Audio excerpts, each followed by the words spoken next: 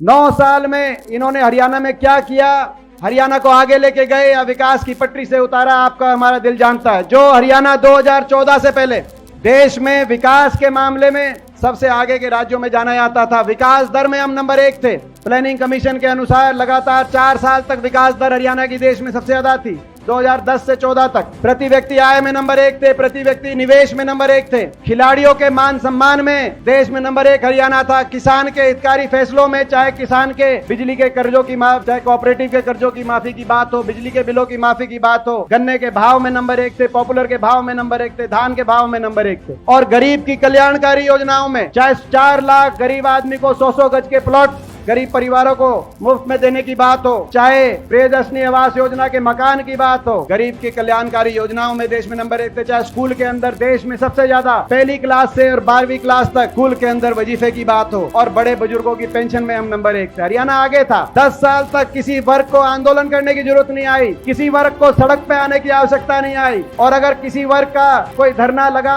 तो शाम तक मान सम्मान से उनसे बात करके उसका समाधान निकालने का काम उस सरकार ने, कांग्रेस की सरकार ने, हुड्डा साहब की सरकार ने संवेदनशीलता से 10 साल तक कोई आंदोलन नहीं हुआ प्रदेश में। सुख शांति से, अमन चैन से, आपस के भाईचारे से, खुशहाली की तरफ हरियाणा आगे बढ़ा। 9 साल के बाद वो हरियाणा जो विकास में नंबर 1 था, आज नीति आयोग बता रही है विकास दर में तो 19वें पायदान में, लेकिन नंबर 1 पहुंच गया। तो बेरोजगारी में, जैसे कि अभी हमारे नौजवान साथी कन्हैया ने बताया, दुख की बात है कन्हैया जी, दिल्ली के 3 तरफ हम बैठे हैं। देश में सबसे ज्यादा रोजगार देने वाला प्रदेश होना चाहिए, लेकिन देश में सबसे ज्यादा बेरोजगार, कोई उद्योग लगा नहीं। जैसे आपने बताया, जब हमारी सरकार थी कहीं IMT लग रही थी, कहीं फुटवेयर पार्क लग रहे थे, कहीं थर्मल के कारखाने लग रहे थे, कहीं यूनिवर्सिटियां बन रही थी, कोई निवेश हुआ नहीं, ना प्राइवेट क्षेत्र के अंदर रोजगार, और सरकारी क्षेत्र के अंदर 2 लाख नौकरी हरियाणा के अंदर या तो समाप्त कर दी गई या रिक्त पड़ी है। 9 साल से शिक्षकों की भर्ती नहीं, और जो रोजगार हैं, जो नौकरियां निकाली गई, एक के बाद एक पेपर लीक घोटाले, HPSC के दफ्तरों के अंदर से 1.5 करोड़ रुपया बरामद उन अफसरों के पास हुआ जिनको मुख्यमंत्री जी ने विशेष रूप से वहां पे लगाने का काम किया था। घोटालों की भेंट चढ़ गया भर्ती। अभी PGT की भर्ती निकली थी, उसको वापस ले लिया। और जो रोजगार थोड़े बहुत निकले भी, वो भी पक्के नहीं, कच्चे।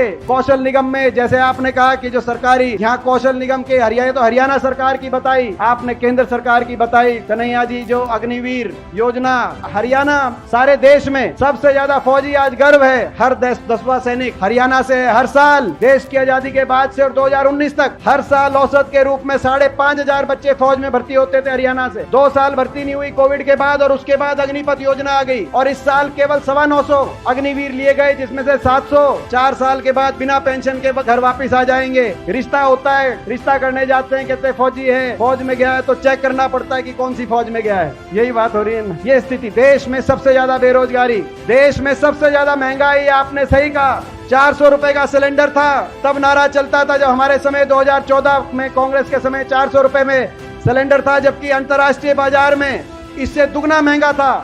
तेल अंतर्राष्ट्रीय बाजार में इससे दुगना महंगा लेते थे। डीजल, पेट्रोल, रसोई गैस का सिलेंडर सस्ता देते थे।